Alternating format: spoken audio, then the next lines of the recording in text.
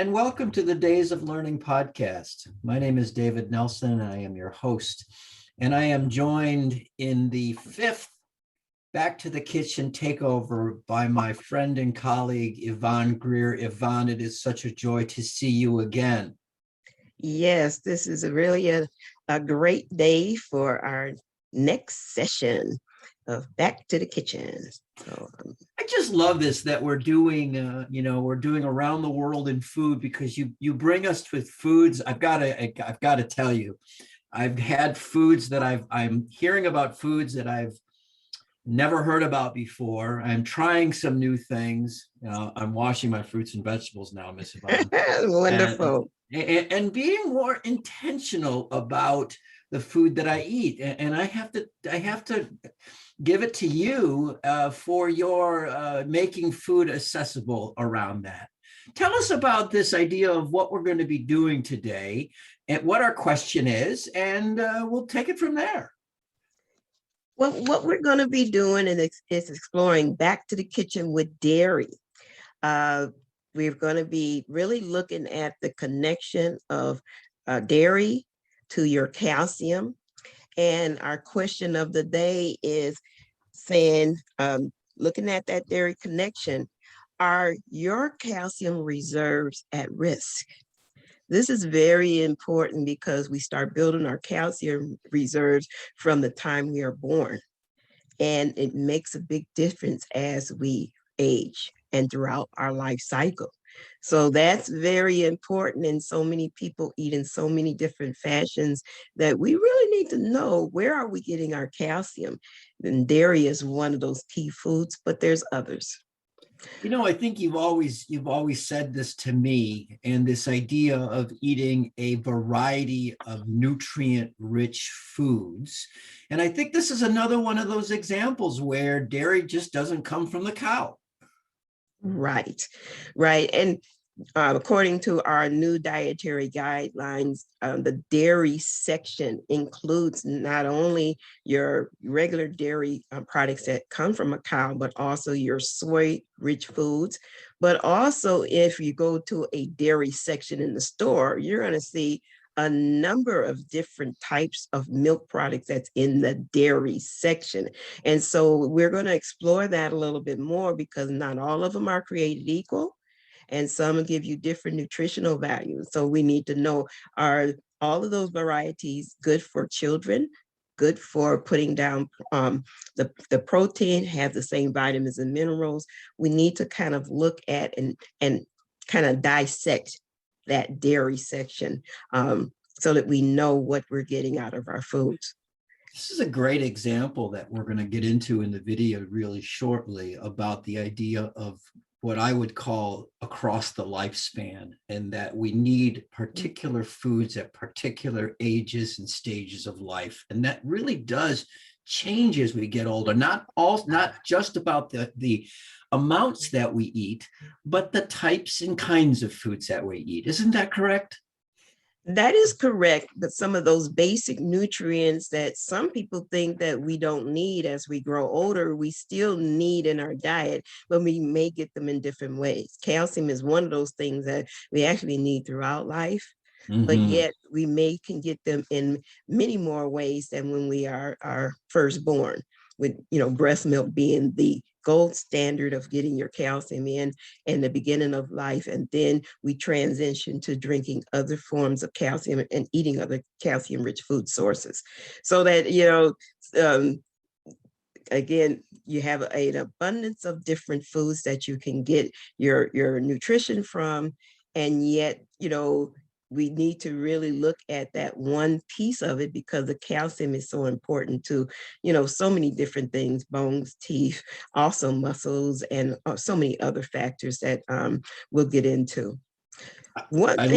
Yeah, go ahead. Yeah, one thing I wanted to make sure that we take care of a few of those housekeeping things, because this is the last session that people can actually put in their names for the drawing for a self-monitored blood pressure, self-measured blood pressure monitor. So we have 2 monitors that we'll be raffling off. We're going to be doing that between now and the next session, and we're going to announce the winners at the next session. So each session we have asked people to write in a couple of things about their own eating. So for this one, when we start thinking of calcium, what we would like you to write in is what type of calcium-rich foods are you consuming? And then do a self-analysis on, are you getting enough for your calcium reserve? Some people call it your calcium checking account. So that do you have a lot of calcium in your calcium checking account in your body, or are you feeling like you're a little bit low on getting the calcium in your diet, which might affect your calcium reserves? Especially as we go later on in life.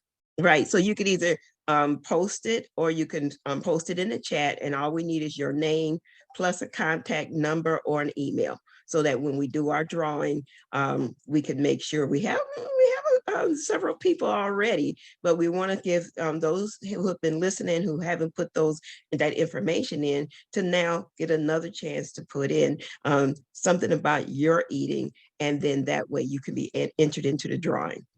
One other thing we want to make sure you know is that we now have an evaluation tool. We want to get some feedback from you on the Back to the Kitchen curriculums, and what you like, what you might want to see in the future, because we're going to be winding down with our last session for in the next 2 weeks, but we are going to be continuing in a 4th session into the future. So we want to make sure that we get your feedback on what you feel your needs is.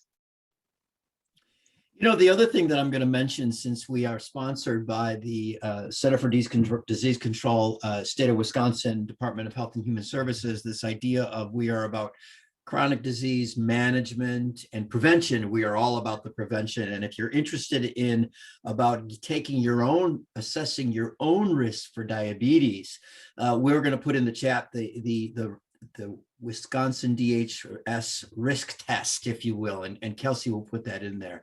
I'm so excited about this. You said a word, Yvonne, that I want to give to everybody, and it made me smile because it is a word that I just love. If you said abundant, and I love the word abundance, and it means that we have enough, and especially enough if we share. And so if we share ideas around how we can eat healthy, we can have abundant health throughout the lifespan. And I just love that you shared that with us. So with that, Kelsey, would you roll the film for us, please? Hello, and welcome back to the kitchen. I'm Yvonne Greer, registered dietitian and owner of Why Eat Right, nutritional consultant for healthy living.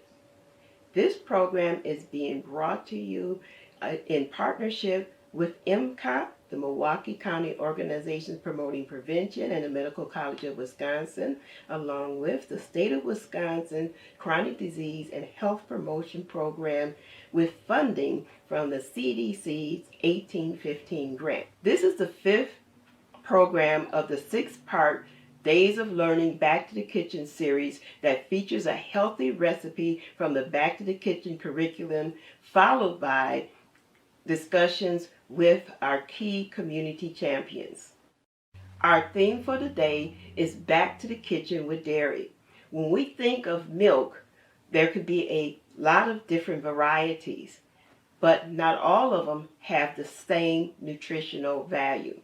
This becomes very important when you're thinking of children. Young children need both calcium and protein to support their growth needs, while teens and young adults need higher levels of calcium to meet their bone density all the way until age 30. To illustrate this point, I've divided the milk products into 2 categories. One that has high protein and high calcium, and the other group that has low protein and high calcium. The dietary guidelines do promote the lactose-free milk and the soy milk for children.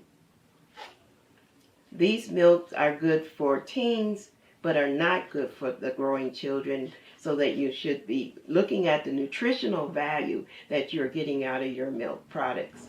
Our recipe for today is a Shake Your Fruity fruit shake.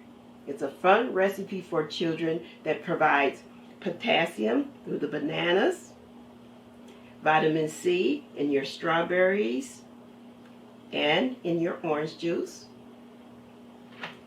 some honey for a little extra flavor, and then your milk for calcium. I'll be using the low-fat milk, but for children, you would use the full-fat milk. So let's get started with our recipe.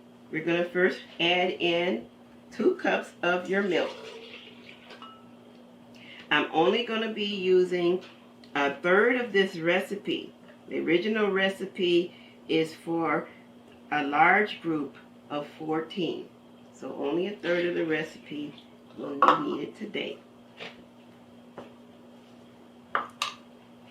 Then I'll be adding in 1/3 of the can of your orange juice. Remember, this is from the concentrate. Our strawberries is next, and all you need to do with your strawberries is to cut the tops off the strawberry. And then you can just add them in as is.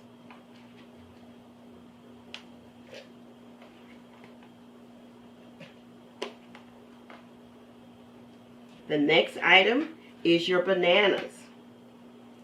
It does call for 3 bananas, actually 4.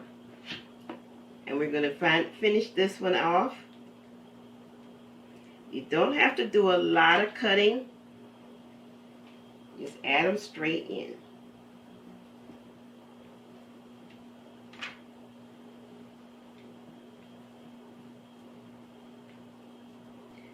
For your honey, you only need 2 tablespoons full. Spatula and just get as much out of there as you can. And then put 1 more.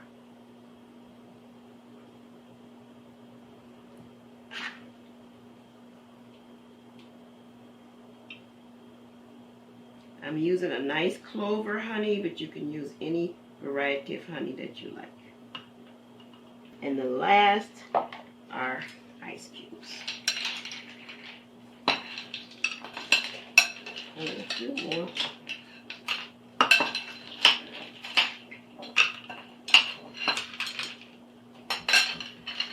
I'm ready to get it going.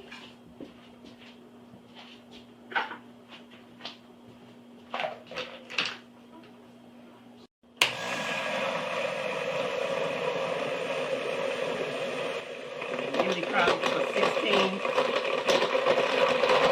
ice cubes.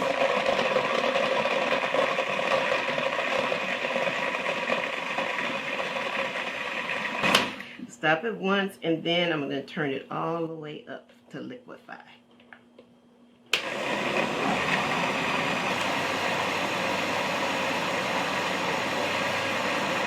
Yeah, now it's about ready. We can check and see. Ooh, it's beautiful.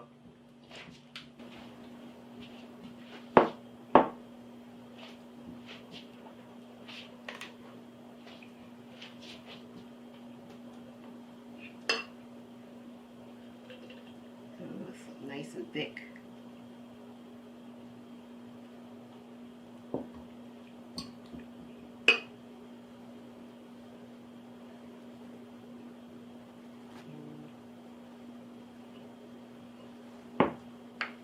Now I'm going to add some garnish to them.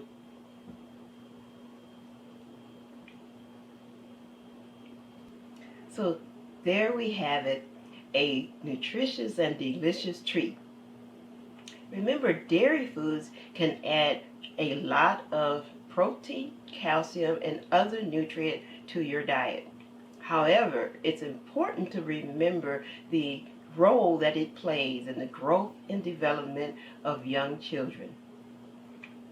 Thank you, and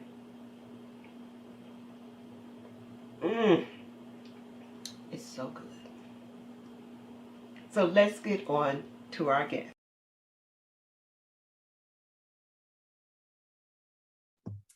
You know, I always love the recipes because Yvonne makes them simple, accessible, abundant, that doesn't have to take a great deal of time and money.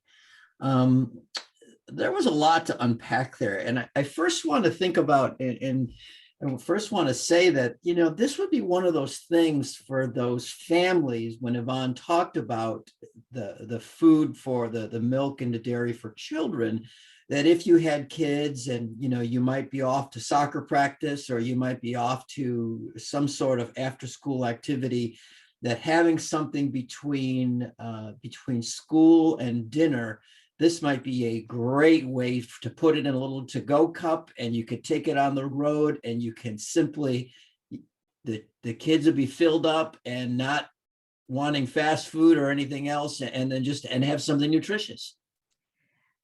I want to add to that I actually made quite a bit. And so what happened was once I started drinking, it is very filling. I put the remainder in some small containers and I froze it. And it made a really tasty frozen treat Okay. for a snack. You know, you could do different things with those type of things, especially if you're living alone, but it was very, very delicious.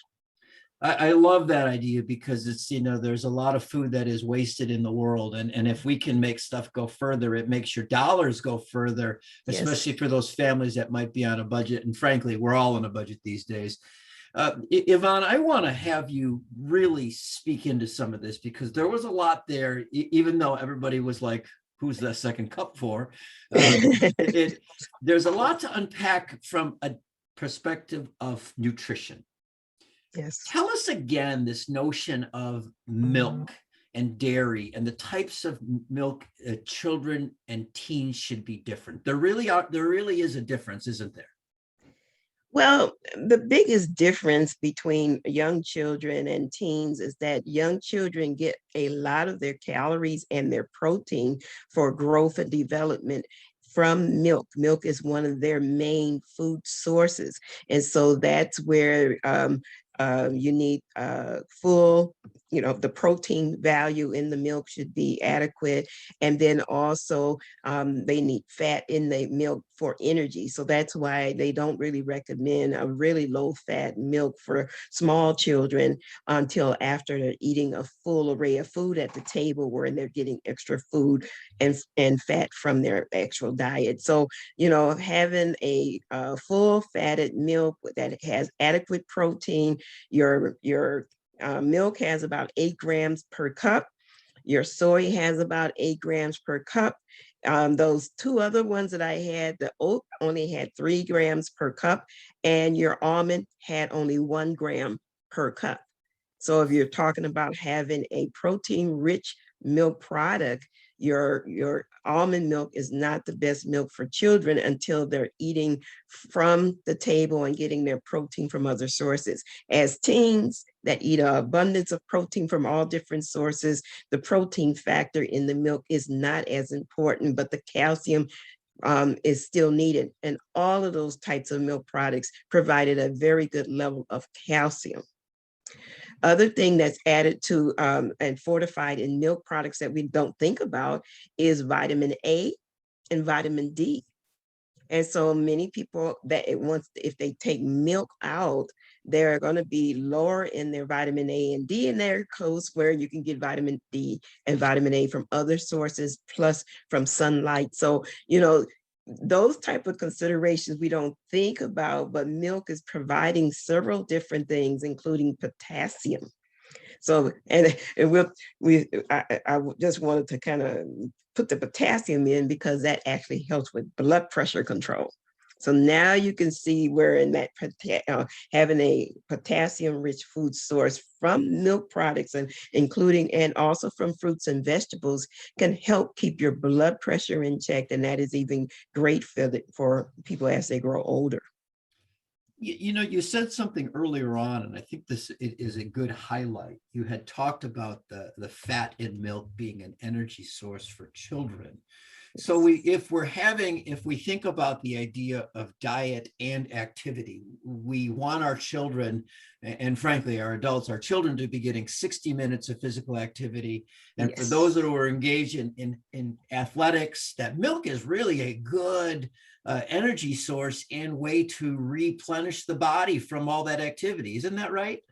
Yes. Yes, it is. They say chocolate milk is one of the best types of milk to drink for recovery after physical activity because it has a good balance of the carbohydrate plus the protein and the potassium and the nutrients needed to rebuild those protein sources.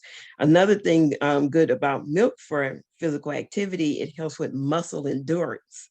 So that if you have been having milk on a regular basis, your muscle won't get as fatigued as quickly. I mean, these are types of things that, and when I start talking about the importance of milk products, that comes into play. However, there's a lot of people for many different reasons who choose not to drink regular cow's milk. And so those other sources, there's even a newer milk out that is your pea protein milk.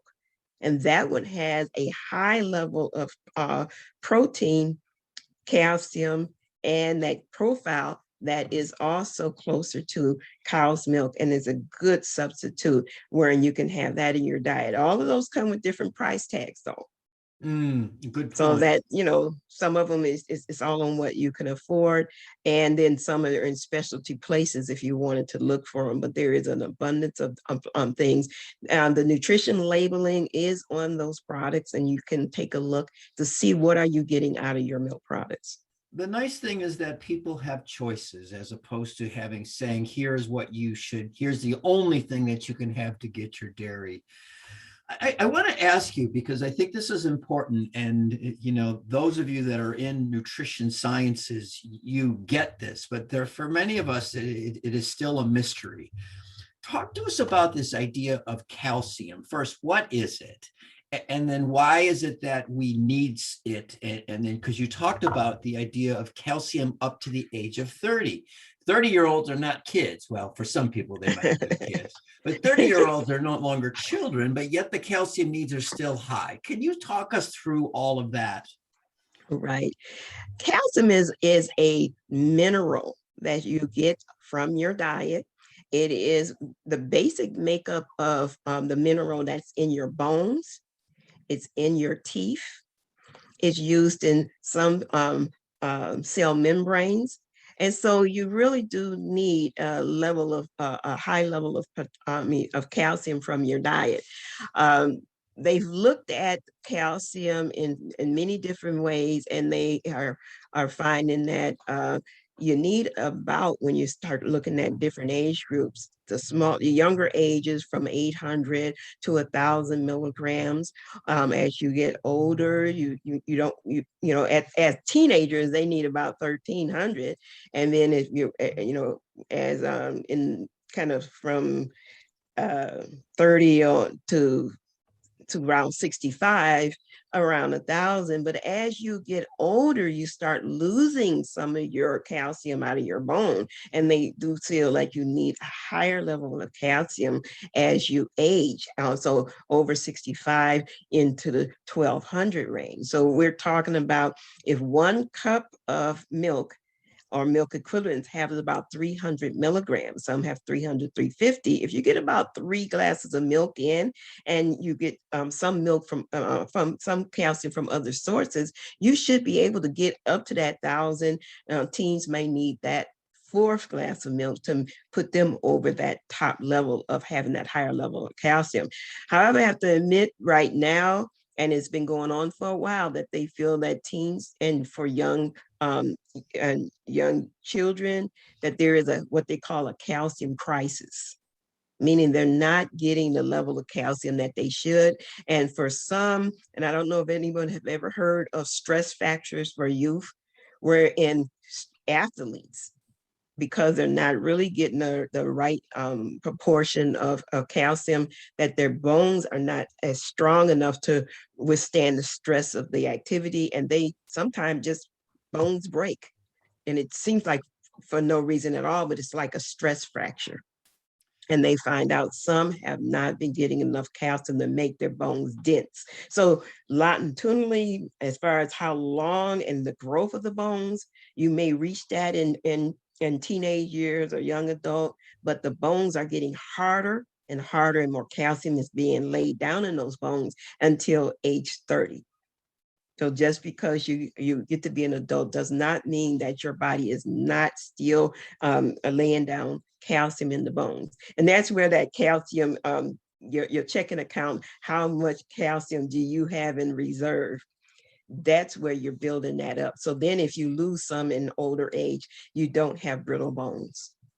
A really good point. And we know that that's a tie into physical activity. We know some of the issues with Yes. the youth fractures go with specialization in sports and overuse injuries.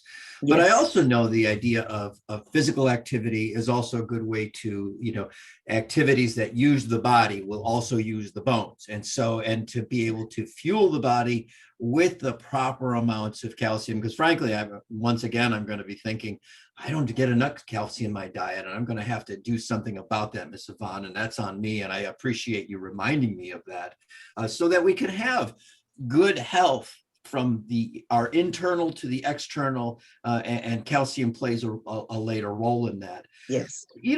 Talk a little bit about, I really want you to talk about this in this framework, to stay on this around calcium in older age. You said something about brittle bones. Tell the audience what that is and what happens as we get older. Well, as you get older, some of your calcium reserves are lost, that you actually lose some of the calcium out of your bones. Like you said, physical activity helps actually keep those bones strong as well. So that as you get older, some of your bone actually gets brittle. And one of the leading causes of death in the elderly is from falls due to broken bones. And that hip bone, people get up, they fall, and they say, oh, they feel because of being old. But many times that hip bone is so thin that it breaks. And so that healing of that bone is one of the biggest things that could lead to early death in elderlies. And so getting as much calcium as you can, and also getting bone scans and things, but also maintaining that calcium intake throughout life. With calcium, no, it needs to be in balance. Your vitamin D helps with the absorption of calcium. So people who have low vitamin D levels, who are maybe just taking in calcium but not having the vitamin D, then many times they are still not laying down the bone like they should.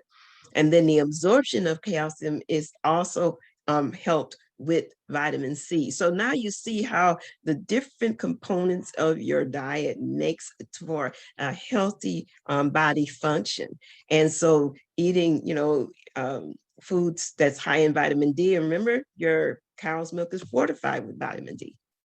And I want to highlight this because I'm watching the chat, and I want to say that, Vanessa said, and we love Vanessa in her comments, that she's eating fortified almond milk, broccoli, spinach, fortified orange juice. So she's talking about that fortification. The notion that, we can get this idea of calcium and from a variety of sources. And I think it goes with what Vanessa also said, and you mentioned this, increased falls in the geriatric population is a huge risk for fractures and injuries.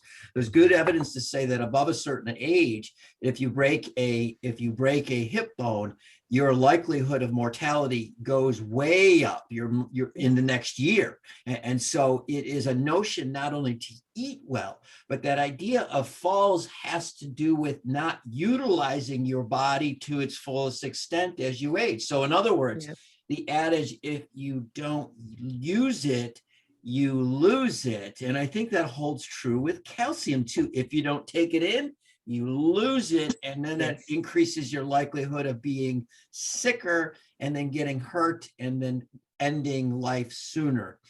You know, we've been talking about this, and I think it's important for us. I want to ask you before we, wow, look at the time. I know. I want to ask you about the idea of calcium and dairy in chronic disease management, like diabetes and hypertension. Talk to us about that evidence, Yvonne. Well, I'm going to just mention real quickly so that we keep on time that there has been a lot of research that has linked having dairy products to blood pressure control. And one of the things, because I used to work at St. Luke's Medical Center and on the heart floor, and one of the things that really intrigued me was the idea that those that had a higher level of dairy products actually was able to withstand blood pressure level because the artery walls were nice and strong. And so that was one thing that intrigued me. So that you lowering your risk of having like an aneurysm or a stroke because you had a higher intake of dairy. That was one thing. But then also looking at a diabetic's diet is that dairy needs to be counted as carbohydrate, because it does have the milk, sugar, lactose in there. Some people are lactose intolerant, but if they get the lactate milk, they can get in that. But the dairy, because it's important for heart disease and blood pressure control, it's important for a diabetic diet to get that calcium-rich food in, but you still have to count it into the diet. So that if you were over drinking in your milk products, it would add to your, what they call glycemic load, and could possibly increase your blood sugar level. So it's not that it's something that needs to be controlled, but anyone that's on a diabetic diet needs to know the importance of getting their calcium in, whether they get it in liquid milk or in other sources. One big source I want to mention is the green leafy vegetables and especially collard greens. Collard greens have one of the most absorbable calcium loads in there because it is even though it's a green leafy, it has a lower level of oxalates and phytic acid in there. And so oxalates, some people are sensitive to oxalate stones. Kale has a much higher level of oxalates. Okay. So if you were looking at getting your calcium from kale, you don't want to overeat kale so many times a week. Your greens, you can have them more often. They have much less oxalates in there. Just wanted to mention that greens, a cup of greens is like a cup of milk.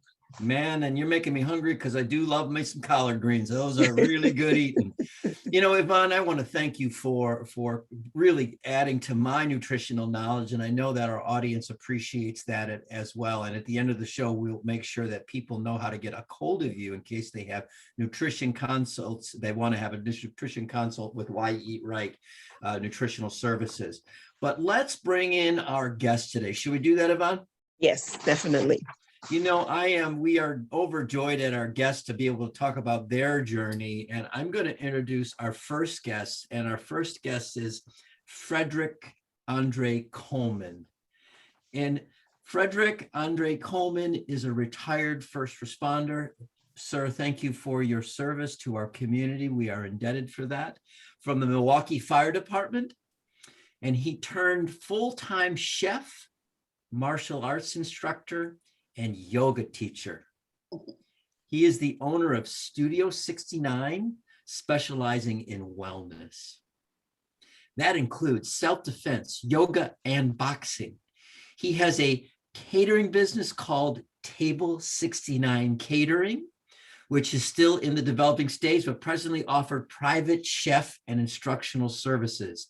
He has competed in various cooking competitions, martial arts tournaments, local live television, and most notably appeared on the national televised show Master Chef season 7, featuring Gordon Ramsay, where he was the top 40 of 27,000 home cooks in America.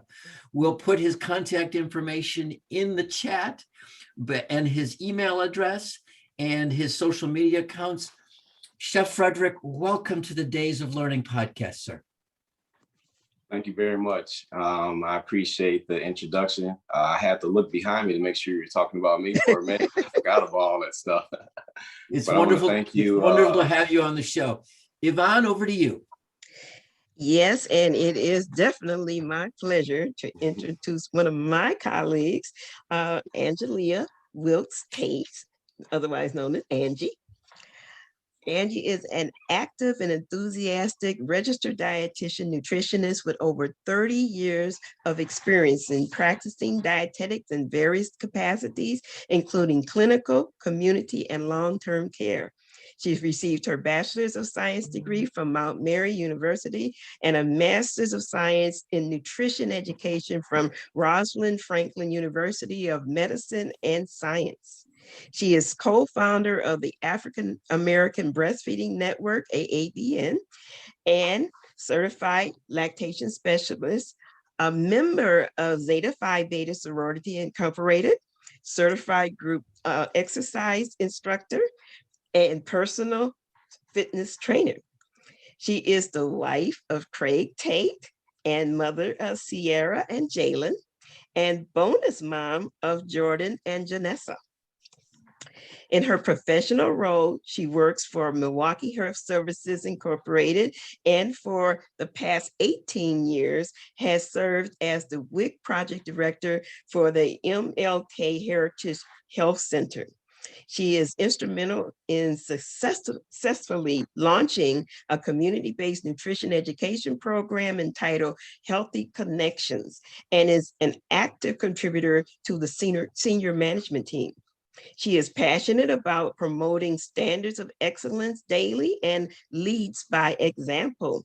Her desire is to ensure clients have a positive experience from beginning to end, and to empower clients to lead healthier lives for themselves and their young children. And I have to say that she is an excellent cook, and people seek out her recipes, and she has a garden in the back of her house. So welcome, Angie.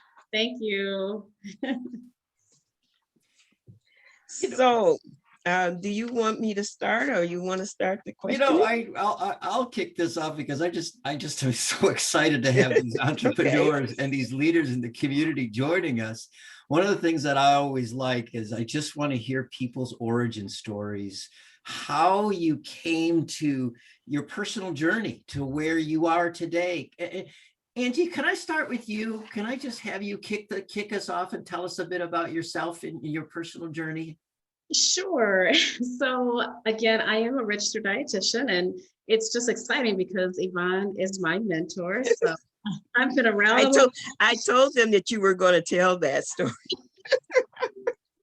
Say that. So I've always elated when she asked me to participate, and it's such an honor. So I want to thank her for doing that, because I do truly look up to her as someone in the industry and in nutrition and dietetics. She is truly a trailblazer. So I want to be like her when I grow up.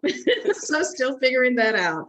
But I have been, I was just encouraged when I was in high school to look into, I loved helping people, but I know I didn't like to do things that were so hands-on like nursing, just because I know I couldn't have that capacity, but I definitely wanted to be there to help people. And so I was encouraged to look into the area of nutrition. And so from there, and I always, I had a grandparent who suffered from diabetes, that chronic disease. And it just, eventually it did take her life, but knowing what I know now, that's what started me on this journey of health, is that I wanted to make sure that I could impact change. And so I wish that I could have done more things for her, but I was younger, so I didn't understand it at the time. But now knowing what I know and being empowered with information, you have the ability to impact change and just for generations to come. So that starts with me. And so being able to impact families, and obviously now I work with young families, people with children and pregnant moms. So I feel like that's my passion, is in the community, to be able to start that life cycle and be able to empower those families to make better choices. We know that it's a challenge in our in our community to do that, but just being a voice, whatever I can do to impart that information and just to share on a personal level. So for me, I know that I have to walk that walk, and just through life, knowing that you're going to go through ups and downs and it's not going to be perfect and you're going to have challenges along that journey. That's what kind of has put me in a point where, being able to get into group exercise fitness and to work with adults as well, because again, we have special needs as well. So just knowing that I want to be able to be an example and to lead by example is the best thing that I can do. And I think that's where I am in my journey right now. And also being able to glean from those people that pour into me. So I'm again grateful for the opportunity to be able to just impact change. Angie, I want to say this, and thank you for sharing about your lineage. And Yvonne, we've had so many leaders from the community, and so many honor the ancestors by going into health and wellness because they passed too soon. And frankly, it breaks my heart when I hear about that happening. And if we can disrupt that. Yes. Disrupt that history, so it's a thing in the past, and it honors. And that's my mission moment too, because I always talk about my grandmother, and I just wanted to say that from the nutrition education, from the training, from passing along nutrition within my family. Even though my grandmother, she died early at age 61, my mother is now 86 years strong, going strong, and has surpassed that. So we can change our lineage by changing, our attitude and doing some things to be, I always say, proactive about what we're doing. Yes. Yes. Chef Frederick, tell us about your origin story, sir. Oh, yes. Once again, thank you for having me on. My story really starts in the house. It's that at home, being with the family, being with my sisters and brother and my mom in the kitchen. But it was just a close-knit atmosphere. And so that was something that I always grew up having, just kind of having people around me that wanted that bond. My mother was a hard worker, so I definitely followed the path behind her as well. So from there, just being in the kitchen, when we talk about nutrition and being around food, everyone in my family knew how to cook something. My brother knew how to cook pizza from scratch with the sausage and the dough, and my sister made tortillas from scratch and chili, and everybody else just kind of like pitched in. So food had always been in my life. And then I worked fairs as a little boy in many county fairs, and that really exploded my mindset in terms of not just food, but also travel and adventure, because now I'm around different people. So just through my childhood, I developed a attitude that I wanted to know people. I wanted to travel. I wanted to taste this and taste that, and learn this and learn that. So I've just opened myself up as a vessel to learn many things, to accept what people have. And that has what made me successful in my business when it comes to personal training. And when I felt like that there was a gift there that I was given to people, and they were receiving it so warmly, and I could see the joy and the release of pain, literally sometimes, it made me feel like that's the path that I should be on. And then with my own personal, which is the biggest thing that really pushed me into wellness, my own personal journey was I was diagnosed with ulcerative colitis at one point. And it wasn't from necessarily a bad diet, but it was from stress.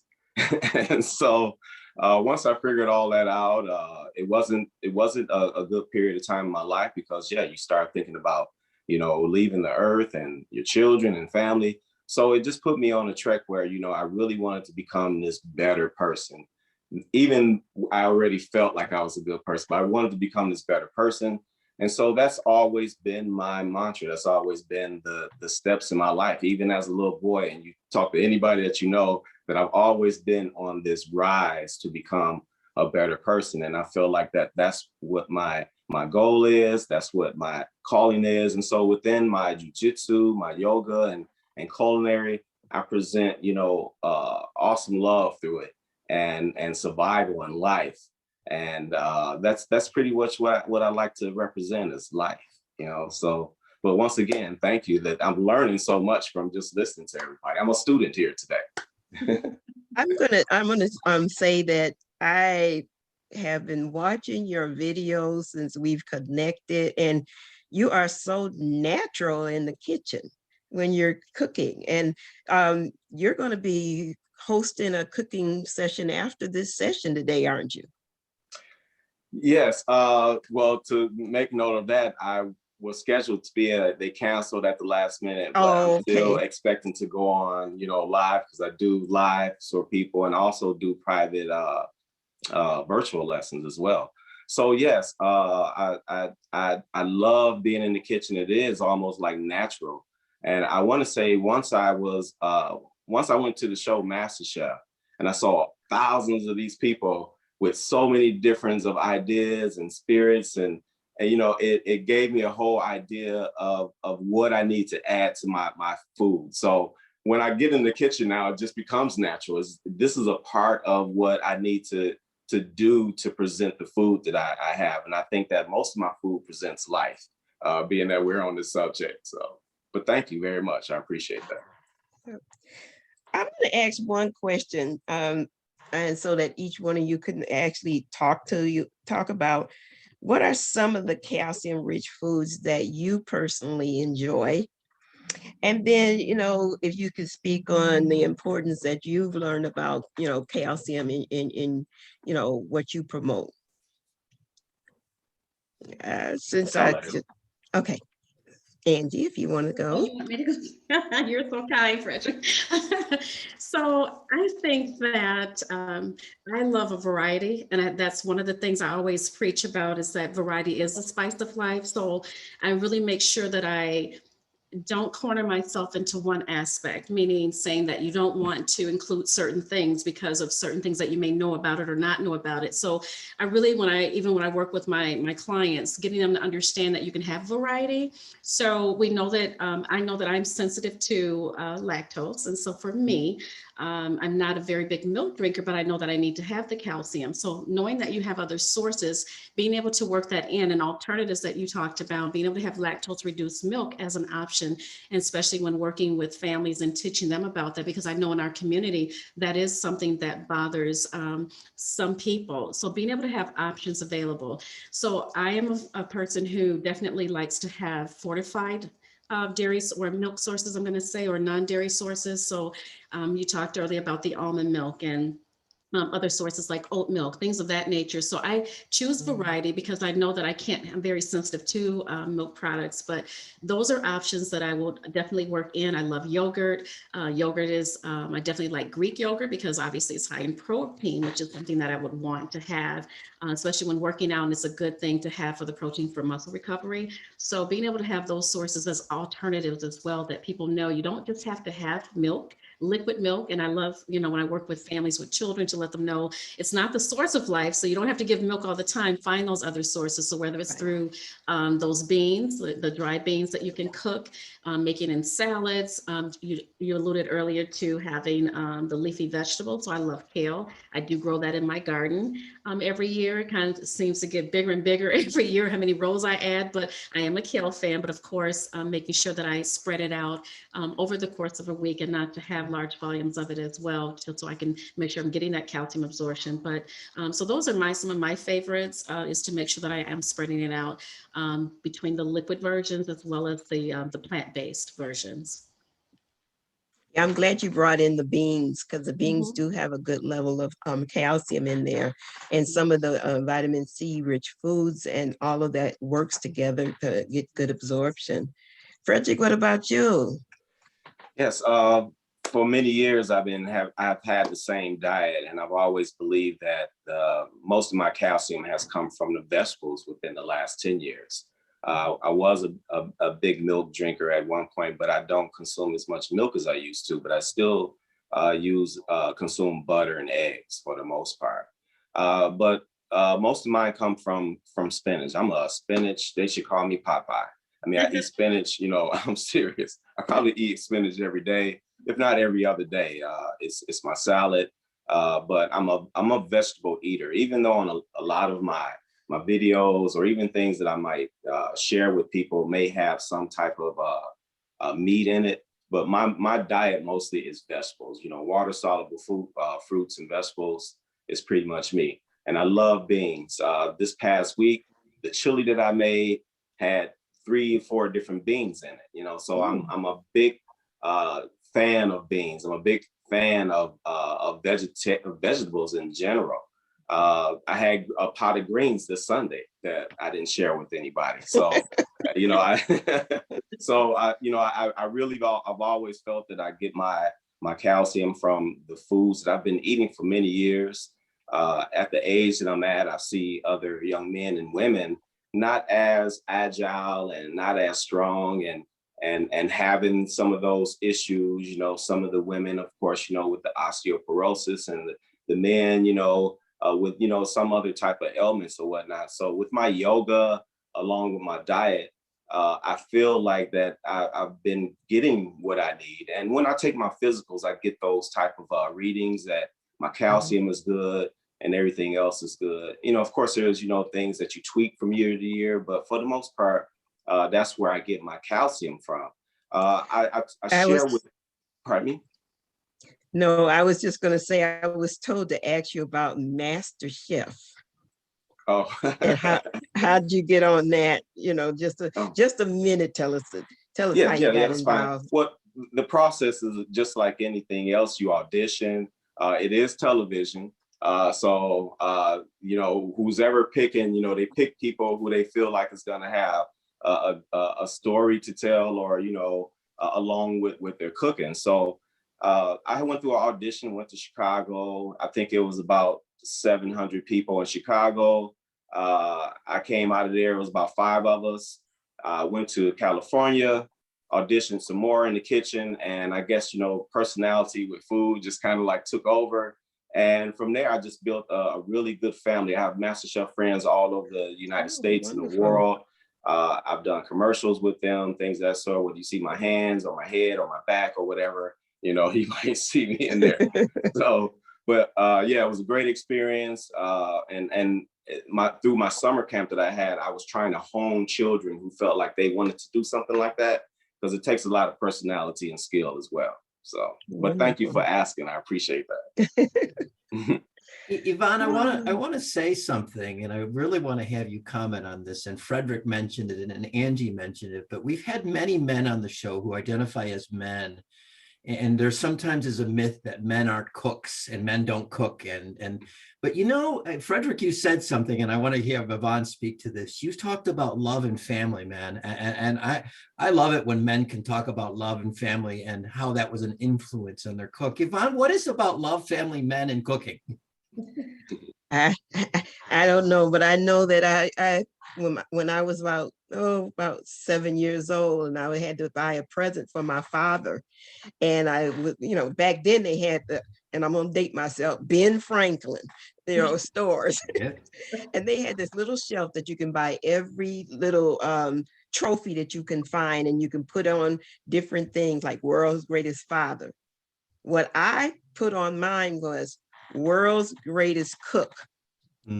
My dad cooked for us, and he would make it fun. He did something with that I thought was, he said he would call it the African soup bone dance, and he was making this here dish. Later on, I found it was gumbo. And I didn't even know it was a real dish, because I was raised in the North, and until I went down south, I'm thinking this is the same thing my dad made, and it was really gumbo. And so, you know, he made it fun. Men who cook, seem to me, who really get into cooking, they enjoy the pleasure of cooking, and they do seem to cook healthier as they get into it. There's some who just barbecue, and they may not know how to cook, but there's men who really know how to cook, and it really is a pleasure to eat their cooking. My brother cooks, and he's a chef, but I have to work on his health wise, but he's getting better. Angie, does your husband cook? Oh, no. She did not pick up that trade. I want to go off script, and I want to ask both you, because I love Angie, I love the mojo behind you. I love the silhouette of the strong Black woman. Oh. And Frederick, you've got the punching bag right there, which is really pretty cool.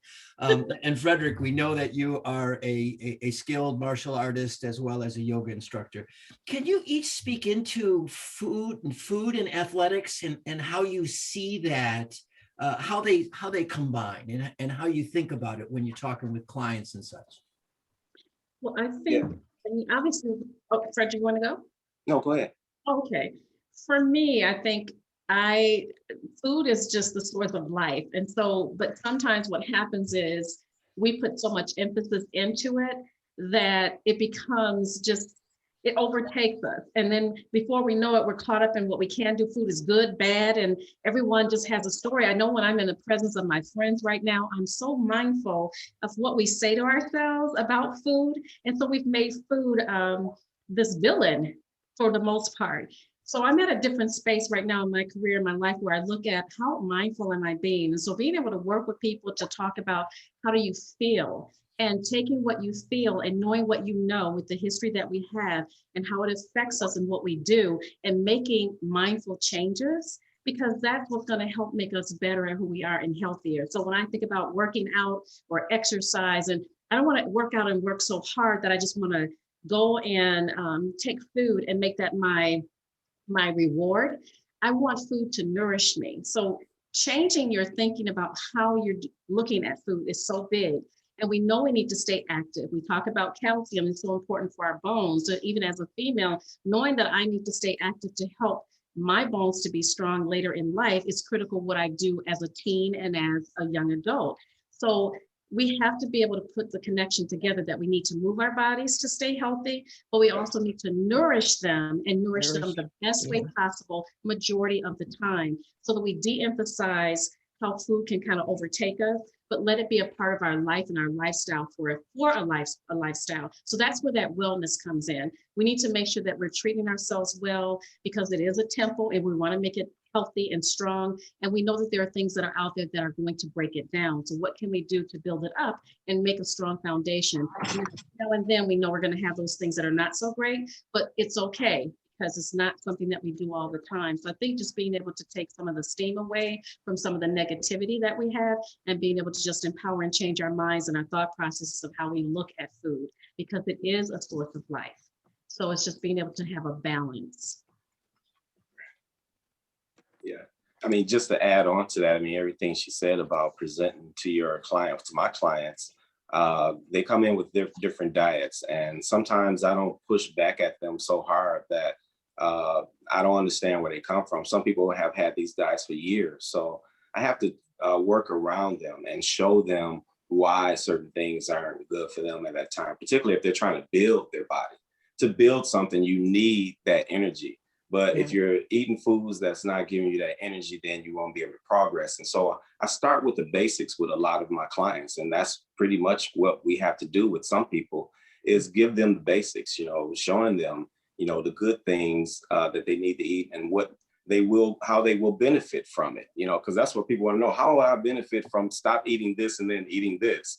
And it doesn't taste good, things of that sort. So the other thing I work on is the psyche, she said, you have to let them know that food is for nutrition. It's not, of course you want to enjoy it. You want it to taste well, but if you look at food for what it is, it's energy. It's to build you.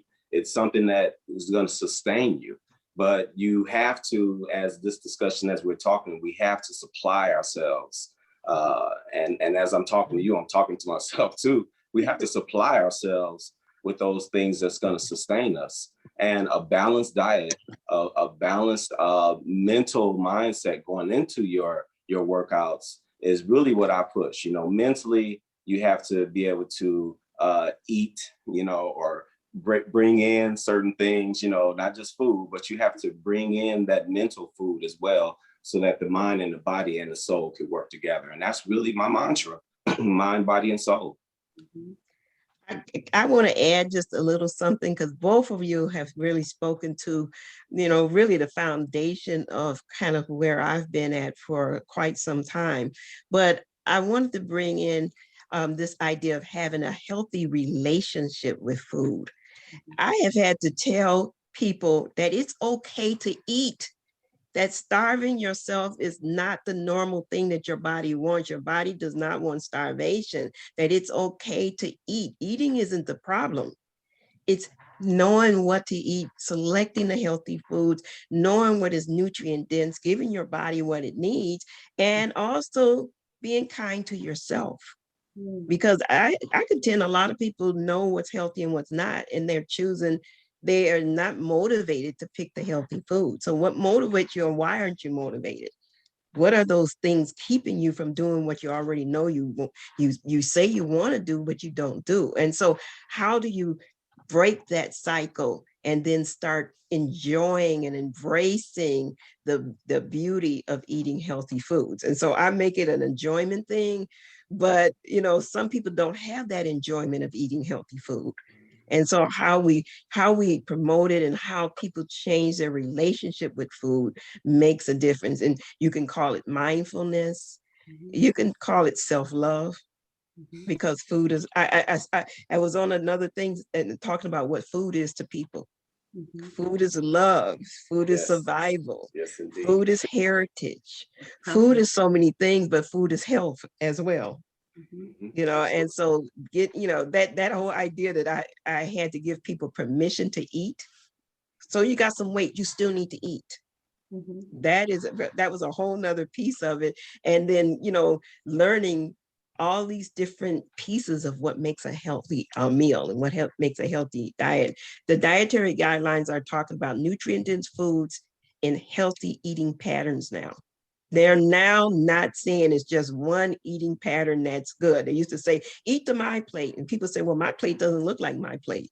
Right. Your plate doesn't look like my plate. The foods you select doesn't look like. Now they're saying whatever pattern of eating, make sure it's nutrient dense foods. Right. And I really like that concept. I just wanted to bring that in. I want to give you all three things that you had said here, where Frederick talked about mind, body, and soul. And you talked about this idea of, eating food, be permission to eat food. And Angie said about that food can be seen as a villain. I would add that food is not the villain, and that if there are other things going on in your life, attend to those things so you can get back on with the idea of loving yourself and being kind to yourself.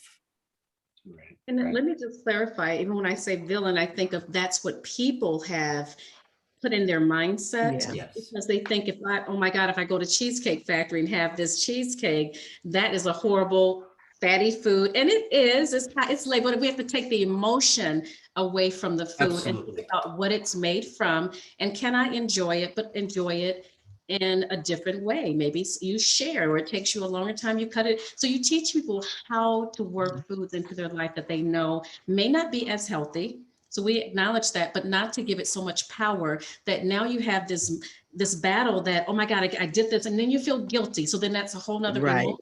And we don't want people to have a battle in their mind about food. We want to know that I'm nourishing my body, I'm nourishing it with these things, and I know how I need to work them in. And that's what I meant. We need to take the emotion away to not make it negative. Thank you for clarifying that. I appreciate that. I know that's what you meant, and it didn't come out from me, but I knew what you meant.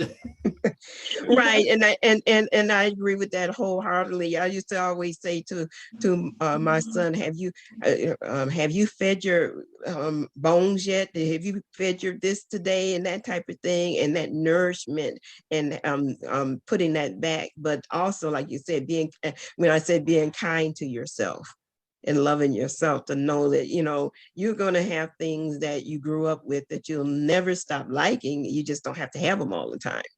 You don't have to put yourself in a guilt trip and then say, oh, I'm just terrible, and then just say, forget it all. Those are the type of things that people need to really learn in order to take control. One thing I wanted to make sure that I'm able to let you both talk on, because I hear both of you, and Angie, I know working in the WIC program that you're working with young adults, you're working with babies and children and things from the very start of life. If you can speak a little bit on that and how you promote healthy eating with young children. And I just saw in the chat that they're saying you work with kids, Frederick, with karate and martial arts, and Yes. how you work with them and teaching them how to nourish their body. So either one of you can start. Well, with that, that's part of what I was explaining in terms of bringing everything together. Okay. When I'm teaching, whether it's martial arts, yoga, or whatnot, but particularly with the children, I believe that that's the perfect time for me to plant that seed. There weren't many seeds planted in my head at a young age, except that, we ate good around the house. I got a chance to travel and see different things. But now I realize that children aren't being exposed as much as I did when I was younger.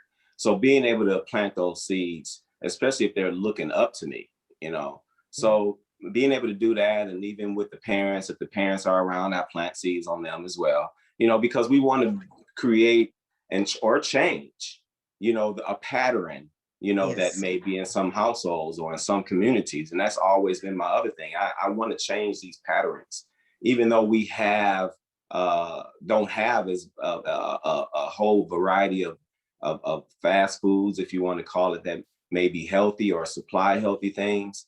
We have to be able to show them, little simple recipes, that they could do at home with a little bit of money. So I'm always sharing with the children. Once again, in my summer camp, it was a fit camp. The children cooked every day. It was nice and healthy. They did yoga and jujitsu. They did something dealing with the arts every day. But when it came to the food, I wanted them to have pride and have fun cooking it. So when it's presented to people, when we used to do the plating, it'll look fun and there's love in it, as we was talking about. So that's one of the biggest things that, I really tell the children is to build themselves up, particularly teenage boys. I'm like, you can't be eating the hot flaming hots and all the other type of stuff no more. Your body needs food, brother. Right. So Right. let's do that. So, and a lot of them listen. I bring bananas to my class every day or some type of fruit, just as a reminder. Any little thing that I could do to put something in their hands or their mouth or their bellies that's going to be nutritious for them. And that's, once again, that's planting a seed so that we can maybe change some things. And then, yes, it becomes this mind, body, and soul experience for you at a young age. And pretty much that's what I went through. And I'm just trying to share pretty much what I went through at the same time. Wonderful. And you're being a role model for healthy eating that they'll remember for a lifetime.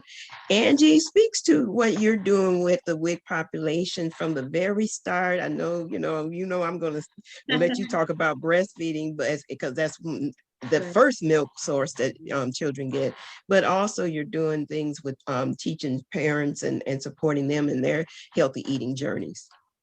Yeah, so of course, we do talk about the original fast food and promoting breastfeeding, because we know that even just babies being able to eat from mom, they learn to regulate and self-regulate themselves versus over bottle feeding. So there's something to that innately that sets that pattern up for life, in terms of healthy eating from the beginning of life. And that being said, the work that we do in the WIC program, obviously we have that target population and we're working with young families and moms. We really have a small snippet of time to work with them, but because they're coming back and re-engaging, we have an opportunity to talk about ways that they can provide healthy foods for their families. And obviously we provide foods that are very targeted for the certain nutrients, calcium being one of them, and protein. And so getting them involved in the conversation, we've changed what we do now. We don't speak at people and try to talk down to them or say, this is what we think you should do. We're now just being more engaging and involving those families and those parents and saying how they feel and why they feel they will want to make a change, and just being able to probe and get them involved in the conversation, because that changes the whole dynamic of how we're counseling at this point. We want parents to buy into why it's important for them to build strong children for their families and for a lifetime. And again, you're creating that generational health as well. And so for us, I think we just have those opportunities that are, even though they're a limited time frame, but coming back and re-engaging with us from that time that child is 0 months to 5 years of age, that's an opportunity to really plant those seeds, as Frederick alluded to. So yes, you're just planting seeds and you're hoping that something that you've said or done somehow impacts them, and they're going to pass that on into the community and they're in their households, and so that it's something for a lifetime. So yes, there's so much more to do, but we just have a small time frame. But I think it is impactful because we get to have conversation, and having conversation and repeating it over and over. Hopefully that just hits that mark with them. And that brings me back to what my whole theory is, as far as having teachable moments, building that relationship with people, building that relationship around food, health, and wellness that starts from the very, very first part of life and continue on. And they usually say if you start early and you continue that trajectory for optimal health and wellness, it's going to make a difference in changing the health picture of you as you enter adulthood and in old age. And we don't think that our foundation is started, well in those younger years and even in utero.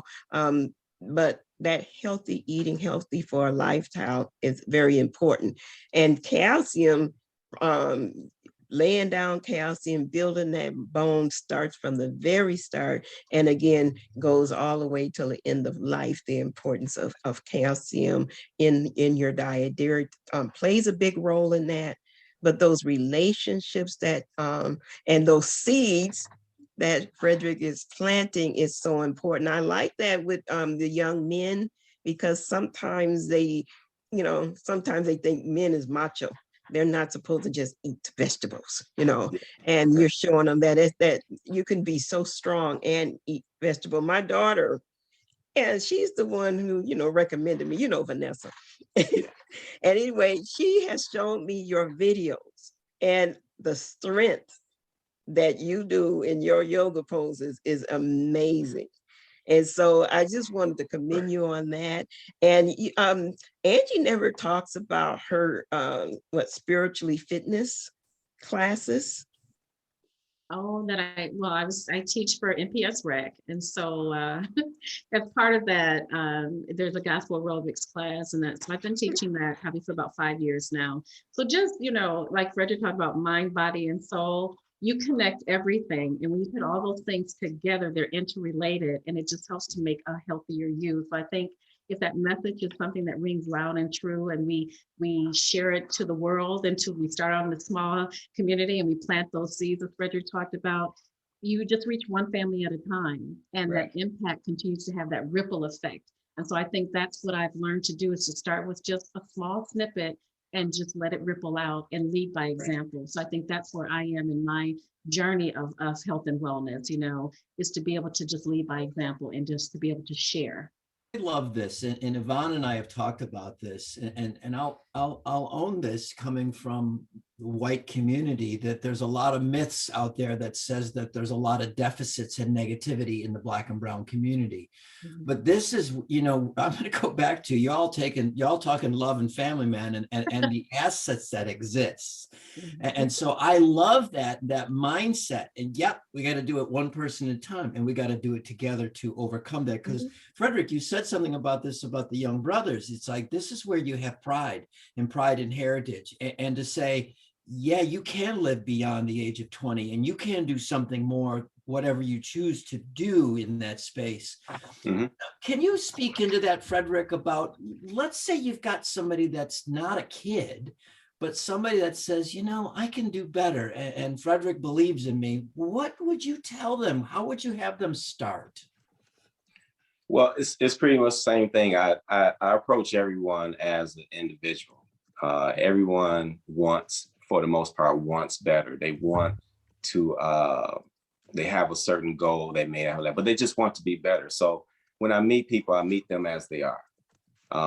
When I almost go through an interview, it's become so natural now that I could, just like pick up on energies or whatnot. So I pick up on those things. So when I approach people, I let them know that most of us have been damaged.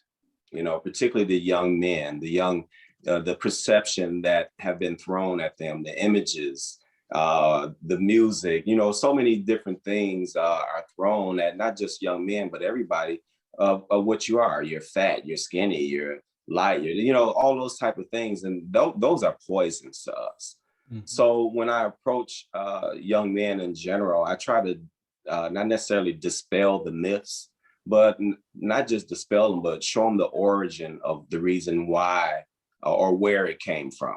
It becomes an educational aspect, not just throwing something at them and then let them just go along, but it becomes an educational process. So now, once again, as we're planting those seeds, they begin to want to know more, whether it's about jujitsu or they saw me in a nice car and they want to know how to, fix cars. Now, whatever it may be, I always want to present something to the young men in general that may attract them to something that they was told that they couldn't have, or that wasn't for them, or you can't go in that area, or you can't travel, and things of that sort. So just to give them that mindset or knowledge of themselves, where they came from, how important family is, and how important they are as young men in this community.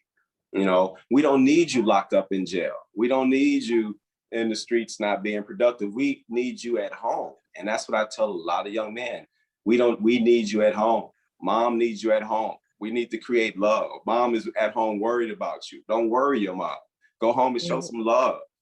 So that's my repetitive thing that I'm always teaching my children that's around me, even the older men that may be going through things. I say, hey man, life is not over. You have to just keep on moving and do the right things. That's the other thing I tell them, doing the right thing. You exude power, and you exude power and strength, but yet gentleness, and you can have that combination. So I love that idea of role model. Angie, you're giving a lot of good positive verbals on that. Can you take off on what Frederick is saying there? In terms of being a role model and just anything at all. I saw your head shaking in a positive, and you were like, go. So take it. I'm absorbing all of this because it's just, when you need something, this is like coming in right on time. So it's feeding my spirit and my soul as well. But I just heard him say, it's about edifying, lifting people up. Finding where they are, meeting them where they are, and then being able to bring them up to a different level and being able to look back and see where you came from. So I just love the fact that he talks about that positivity, because for so long there's so many negative things and so many negative factors that are out there that people begin to buy into it. And so we have to change that mindset. It all starts in the mind. Once you change the mind, then your actions will change. When those actions start, then those habits are created. And that's what's going to create that wellness. And so I think just being able to put that all together is so amazing. And it seems like we're just on the right track. So I'm glad to hear all of this. And I wanted to just add one thing.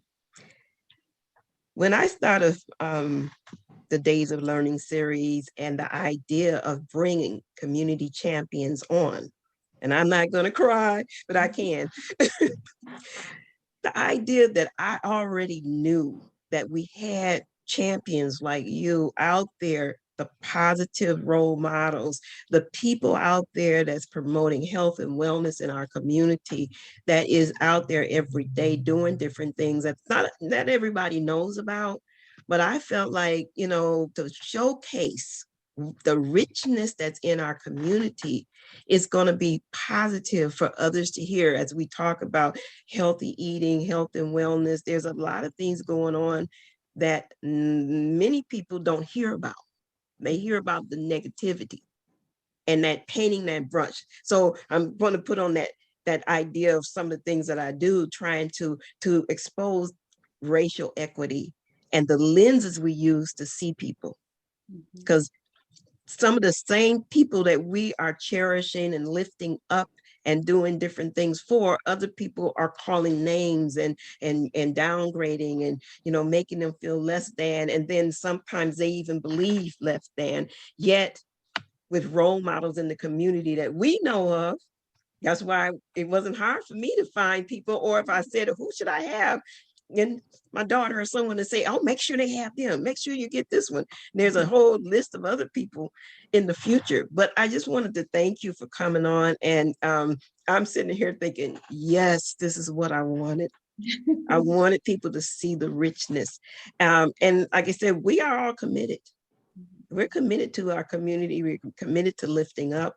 We talk about diabetes prevention, control, heart disease prevention and control. I always say we're one body. It's not a separate thing. Building a healthy body life, you're going to deal with diabetes, prevention, cancer, heart disease, all in everything that you're doing with health and wellness. So that was my speech. I had to get it out. Well, I'm glad you did, Yvonne, because this is where we want to recognize that this is not a Black thing. This is not a brown thing, but this is a community thing. Heart disease is the #1 killer of all Americans. All right. And part of it in lifestyle, part of it also in diet, part of also in the stress and strain. We know that it's magnified in the Black and brown communities, but this is an issue for all of us. And as our guests were talking, I was sitting up a little taller. Thank you, Angie and Frederick, for reminding me to sit up taller.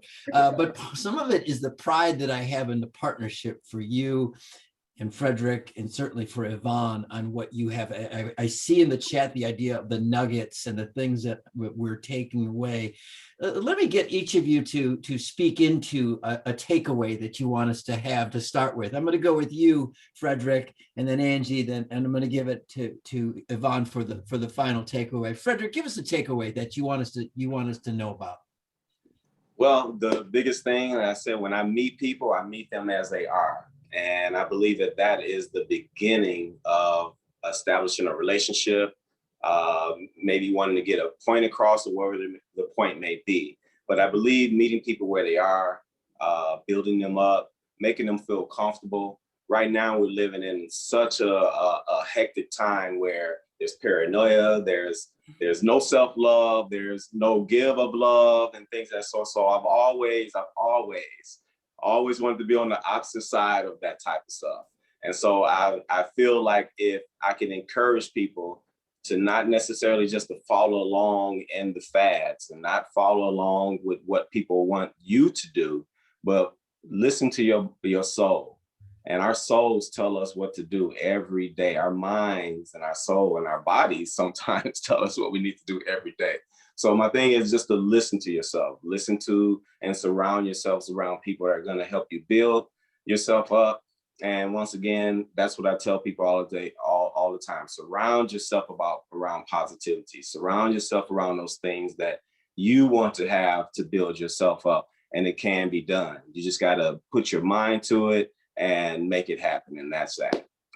I know that's that martial arts coming out, but hey, jiu-jitsu it's a mind game as well, so but I like to off that. Angie, give us a takeaway. My takeaway is this is a phrase that I used to say it a long time ago. It's coming back, but health is really wealth. I always thought about that because what we do creates that wealth for a lifetime within our own personal beings, our temples. So take care. I always just tell people, take care of, you only have that one temple and you have to do your best to take care of it. So keep it strong. What you do, build that foundation and continue to just groom it to be its best. And that's what's going to really, along this journey of life, that's going to help us to be our best selves so that we can, again, impact our communities because we are well. So we're going to pass it along. This is about passing it along. And I see this as, it's just kind of like we're igniting something. So now that journey continues. Yvonne, give us your takeaway. Take us home. Well, this has been another wonderful, great discussion, inspiration. I get inspiration from everyone, and that's the idea of spreading love. We talked about nourishing the body and how important it is. We talked about planting seeds and actually supporting people in their journeys. You just mentioned listening to yourself and to your elders and making sure that you are taking in the wealth that is being given. And then also the idea of health is wealth. Health is so much that, we need to cherish the health that we're keeping and keeping our bodies strong. Nutrition throughout the life cycle, from the very start, sets the foundation to health, and it continues on throughout our seniors, and respecting our seniors and the wealth of information. We as a people have always cherished our seniors and our family, and that should continue. And, feeding into the youth from the very start, but having to learn, what is nutrition? What am I getting from my foods? It's just, having that mindfulness in the thought process of why you're eating, what you're eating, what is it given to you, and then being kind to yourself, loving yourself enough to not beat yourself up about the types of things you're eating. But I always say, you have my permission to eat. That's the normal thing to do, but eat nutrient dense and healthy eating patterns. So with that, I again want to thank you. We're going to be continuing on with one more program on the 30th. Wait a minute. Is it the 30th? No, it's the 29th, I believe. Our next program is going to be looking at supermarket shopping tips.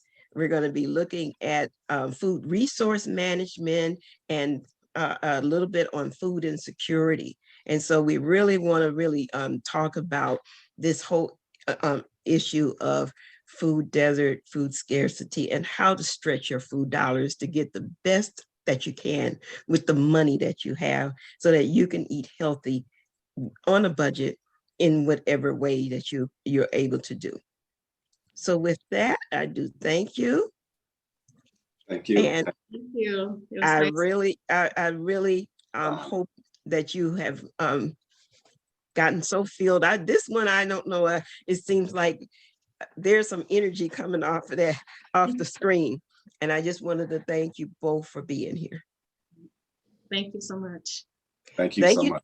Thank you to our audience for all of the input in the discussion that has been put in the chat. And again, make sure that if you can do our feedback form, we really are going to be needing some information to say, okay, how has that impacted you? What have you gotten out of these types of Back to the Kitchen talks? This is the first of its kind. Hopefully not the last of its kind. And like I said, it was really a labor of love for me, because of love of my community, knowing that we have these dynamic people out here in the community doing great things that don't always get heard from. Although, like I said, I'm going to be following Frederick, because he's got he's fun. And I now know how to make eggplant Parmesan. Oh, Because of Frederick's, he's got a beautiful video on that. So yeah, I'm definitely going to be a follower, and Angie knows I'm her fan. So yes. With that, we're at the end. I know David said that he would have to. There he is. Hi, everybody. Thank you. I was this, this is the pandemic, working from home. I had workers with an emergent issue. Right. And thank you, my co-host Yvonne, for taking over literally. Frederick Coleman, what a joy this was. Angie Wilks-Tate, this was just such a joy. I hope that you all will consider coming back on our show, because we all learned a lot today. I love this notion of body, mind, and soul, and how we all can make a healthier, abundant, flourishing community. Anytime. I am your host, David Nelson, and this is the Days of Learning podcast. Thank you, and blessings to one and all. Thank you. Thank you. Bye, everyone. Bye-bye. Bye.